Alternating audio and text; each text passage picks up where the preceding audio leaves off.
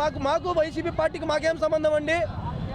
గడిచిన 5 సంవత్సరాలలో ఏ ఒక్క వాలంటరీ అయినా మేము వైఎస్ఆర్సీపీ అని చెప్పిన వీడియో క్లిప్ కానీ ఆడియో క్లిప్ కానీ మీ దగ్గర ఉందా? ఆ గవర్నమెంట్లో వాళ్ళు చెప్పుకుని ఉండొచ్చు, ప్రభుత్వాలు చెప్తే వాళ్ళని నిందించే స్థాయి మాది కాదు.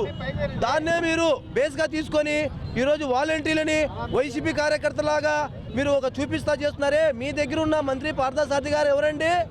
మీ దగ్గర ఉన్న కోటంరెడ్డి గారు ఎవరండి? మీ దగ్గర ఉన్న దేవాదాయ శాఖ మంత్రి ఆనం రామనారాయణ రెడ్డి ఎవరండి? వీళ్ళు కూడా వైసీపీ వాళ్ళే కదా.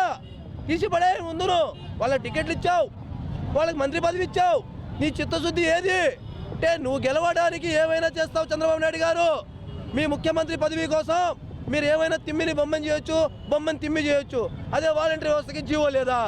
ఇది కరెక్ట్ కాదు. మేము ఒకటే చెప్తున్నాం, మీకు ఇచ్చిన హామీ మీరు నెరవేర్చినట్టే. మీరు హామీ నెరవేర్చకపోతే విజయవాడని